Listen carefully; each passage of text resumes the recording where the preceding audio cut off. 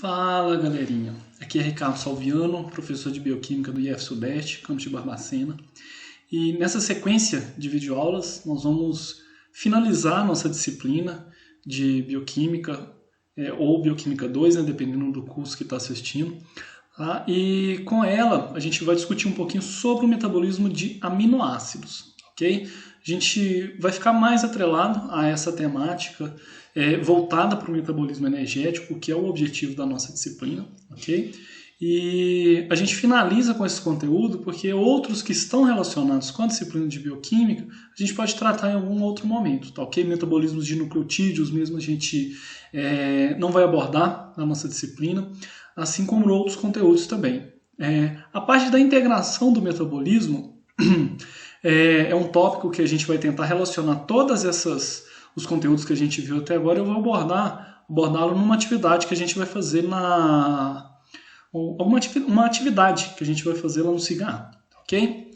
Então, para começar, o objetivo então dessa aula é a gente entender quais que são as estratégias necessárias para o nosso organismo conseguir catabolizar e sintetizar os aminoácidos, tá ok? Então a gente vai entender quais que são as vias, como é que a gente passa por essas reações para a gente tornar esse metabolismo possível, tanto para sintetizá-los quanto para catalisá-los, ok? A gente tem que ter em mente o seguinte, a gente vai voltar nossa atenção para os grupos de 20 aminoácidos que são utilizados para a síntese de proteína, ok? Então essa classe de biomoléculas ela tem em comum esses 20 aminoácidos comuns aí. Eles têm em comum aqui grupos que são amino e grupamentos ácidos ligados ao mesmo carbono, que vai diferir entre um e outro essa cadeia radical, ok? Então a gente já teve uma aula para discutir as propriedades desse componente, tá? E a gente vai focar então em como que a gente consegue utilizar esse composto para a produção de energia, ok? Em humanos, a degradação de proteínas ingeridas até os seus aminoácidos, elas acontecem no trato gastrointestinal. Então, assim como a gente viu lá na aula de lipídios, o metabolismo de lipídios, a gente tem que também destacar um pouquinho sobre o processo fisiológico de absorção dessas biomoléculas, dessas macromoléculas. Ok? Então, antes da gente falar do metabolismo propriamente dito, vamos destacar aqui um pouquinho sobre a digestão e absorção dos aminoácidos. Ok? Então, vamos começar aqui, que olha, a chegada de proteínas no estômago, de proteínas da dieta, ali em contato com a mucosa gastrointestinal, ela promove, então, esse contato ele promove a secreção de um hormônio chamado de gastrina. Um hormônio que é sintetizado ali no estômago e ele promove a secreção de ácido clorídrico e de pepsinogênio. Okay? Então, proteína, eu fui ali no churrasco, certo? Obtive ali grandes concentrações de proteínas na minha dieta e essa proteína vai estimular a secreção de gastrina. Essa gastrina ela estimula a secreção de ácido clorídrico e pepsinogênio. O pepsinogênio, pessoal, primeiro vamos começar a falar aqui do ácido clorídrico. O ácido clorídrico ele tem a função de diminuir o pH estomacal, cerca de 1 até 2,5, ok? E ele vai agir tanto como um antisséptico natural, como um agente desnaturante, certo? Ele vai promover o desnovelamento de proteínas que vão estar chegando ali no estômago, tornando essas proteínas, esses compostos mais acessíveis, tornando aquela ligação peptídica que gera a proteína, ligando um aminoácido em outro, que eram mais internas, tornando essas ligações mais acessíveis para a hidrólise enzimática, ok? Essa hidrólise enzimática ela é catalisada, que começa a acontecer por ação da pepsina, que ela é um derivado de um zimogênio, que a gente acabou de ver, o pepsinogênio. O que é um zimogênio, galerinha? A gente já viu isso lá nas aulas de enzimas, tá? O zimogênio é uma proteína que ela é sintetizada na sua forma inativa e quando ela sofre alguma determinada modificação na sua estrutura, ela se torna ativa, tá ok? Então, as proteases que a gente utiliza para digestão das proteínas, elas são sintetizadas na forma de zimogênios, para proteger os tecidos onde elas são sintetizadas, ok? Então, no caso do pepsinogênio, ele é lançado no estômago e ele mesmo, devido ao pH que ele se encontra por causa do ácido clorídrico, ela vai se tornar uma proteína ativa, ok? Então ela é ativada pela mudança do pH, onde que ela vai se encontrar, e vai formar pepsina, tá? A pepsina ela começa a degradar a proteína da dieta. Tá? Então ela tem ali ligações peptídicas específicas onde ela vai atuar. Então ali ela vai estar atuando sobre ligações peptídicas onde os aminoácidos presentes naquela ligação são representados por fenilalanina, tirosina, triptofano, ok? Então ela tem uma atuação específica. A pepsina ela não age em qualquer ligação peptídica, assim como as outras proteases que a gente vai ver, ok? Então, beleza, a pepsina foi lá, atuou, liberou ali alguns aminoácidos, fragmentou a proteína, que era uma molécula muito grande, em fragmentos menores em alguns aminoácidos. Tá?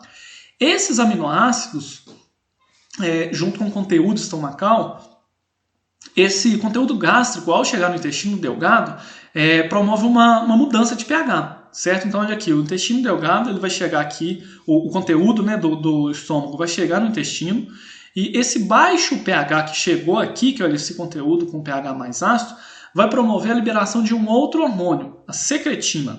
Tá? A secretina ela cai na corrente sanguínea e ela vai estimular o pâncreas a produzir bicarbonato, ok? Para aumentar esse pH aqui. Okay? Então o bicarbonato ele promove neutralizando o pH do conteúdo que chegou do estômago. Beleza? Além disso, os aminoácidos que chegaram aqui no intestino também, promovidos pela hidrólise da pepsina, elas vão promover também a liberação de um outro hormônio. Olha aqui, a colecistocinina, ok? Que também cai na corrente sanguínea e estimula a produção de outros imogênios. Olha aqui, tripsinogênio, quimitripsinogênio, procarboxilases A e B, ok? Então, cada uma dessas proteases aqui, elas precisam ser ativadas, tá?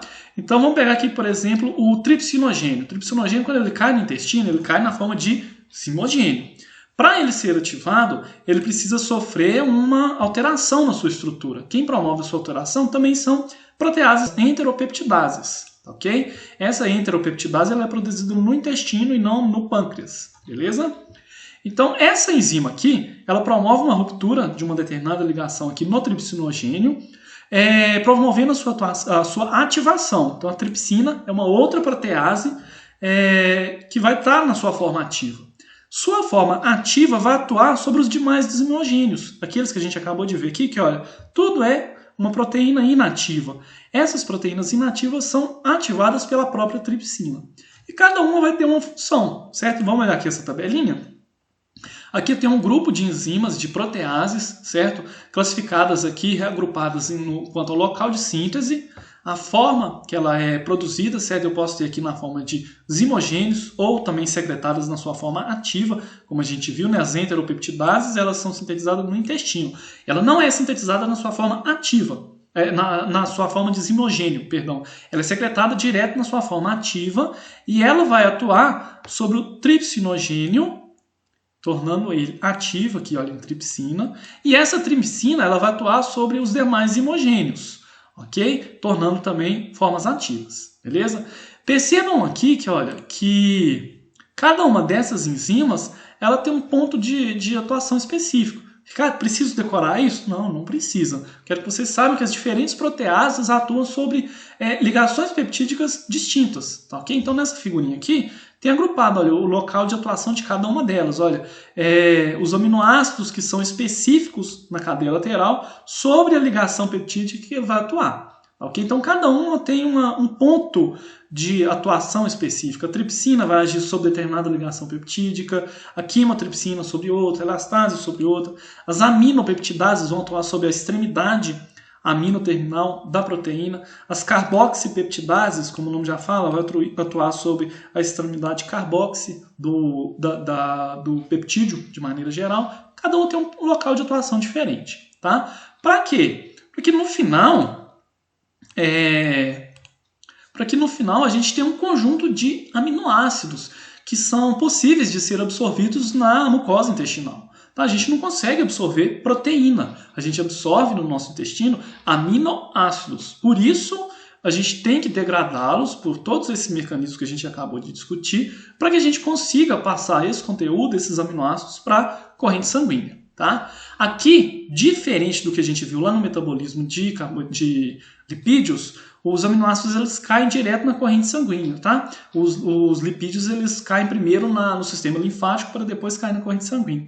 Aqui não, aqui já vai direto para a corrente sanguínea, beleza? Esses aminoácidos que a gente acabou de ver como que a gente faz para poder obtê-los a partir da digestão das proteínas, ok? Então vamos dar continuidade aqui, vamos tentar entender como é que funciona. Primeiro, o catabolismo dos aminoácidos e numa outra sequência a gente vai falar sobre o anabolismo, sobre a síntese, tá? Assim como no catabolismo dos carboidratos e dos ácidos graxos, o processo de degradação dos aminoácidos eles vão converger para vias catabólicas centrais, tá? O que é isso? A gente viu lá nas aulas passadas que ácido graxo, quando é degradado, gera o quê? Acetil-CoA. Carboidrato, quando é degradado, glicose, por exemplo, ele é oxidado na via glicolítica, gera piruvato, e esse pode também ser convertido em acetil-CoA. A gente vai ver que os aminoácidos também, ao serem degradados, vão gerar ou acetil-CoA, ou piruvato, ou até os dois, certo? Dependendo do aminoácido, ok? Então são vias convergentes. No final a gente vai ter um componente comum ali que vai ser direcionado para o ciclo de Krebs, para terminar a sua oxidação e a gente produzir energia, certo? Então, ou seja, eu tenho aqui 3 vias distintas que vão se convergir para o ciclo de Krebs, beleza? E isso no metabolismo energético, tá? Para aminoácidos, a gente tem que destacar aqui uma característica de suma importância, que é exclusivo para as rotas de metabolismo de aminoácidos, que é uma característica química da sua molécula diferente dos outros. O que tem num aminoácido que não tem no lipídio e no açúcar? A gente tem a presença de um grupamento amino, de um nitrogênio, certo? Então, todos os aminoácidos têm esse grupamento amino e esse grupamento amino ele precisa ser retirado. A gente tem uma etapa fundamental do metabolismo de aminoácidos que é a retirada desse grupamento amino, tá? Para gerar uma cadeia carbônica que possa ser oxidada. Beleza? Então a gente vai estudar aqui primeiro como que esses aminoácidos eles perdem grupamento amino para gerar um componente que só tem carbono, a gente vai chamar de esqueletos carbonados. Então o aminoácido sem o grupamento amino é um alfa-cetoácido. Ele é um esqueleto que tem somente carbono e oxigênio, tá? Não tem o grupamento amino. Esse componente aqui que vai ser oxidado, tá? A gente não utiliza o grupamento amino para a produção de energia, tá? E de onde é que vem esses aminoácidos? A gente tem aminoácido para produção de energia a partir da dieta, certo? Então, aquele excesso de aminoácidos que a gente adquiriu com a alimentação, a gente pode utilizá-los para a produção de energia. A gente tem aminoácidos a partir da degradação de proteínas intracelulares. Então, imagine comigo, eu tenho ali uma renovação proteica, alguma proteína que não tem mais função no nosso organismo, ela vai ser degradada por sistemas diferentes aqui, que não cabe a gente discutir no momento, mas também vai gerar aminoácidos, tá?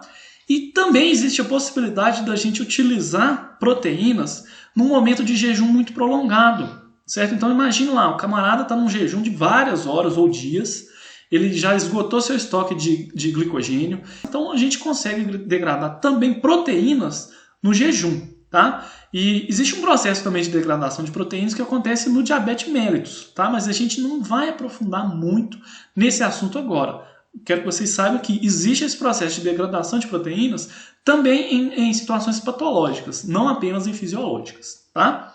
Beleza, vamos focar aqui então na degradação dos aminoácidos. Primeira etapa, como é que a gente retira esse grupamento amino do aminoácido? A gente vai ter aqui então 2 vias distintas de utilização dos componentes que sobraram.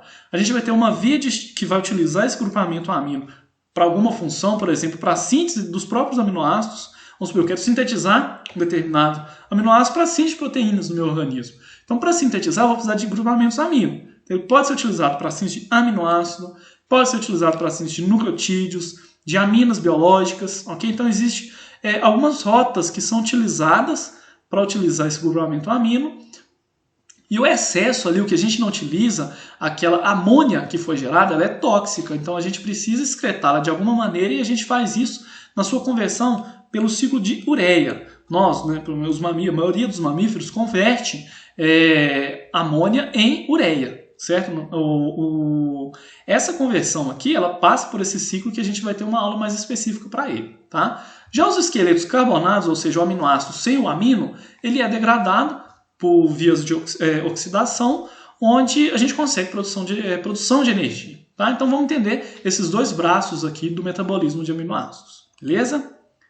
A gente vai ficar por aqui nessa videoaula. Nas próximas a gente vai continuar discutindo a parte do catabolismo, compreender como é que eu tiro o grupamento amino e coloco ele direciono ele para o fígado. Nas próximas a gente vai entender como é que acontece o catabolismo dos aminoácidos e como que eu consigo transformar amônia em ureia. Beleza? Fico aguardando vocês então nessas nossas próximas videoaulas.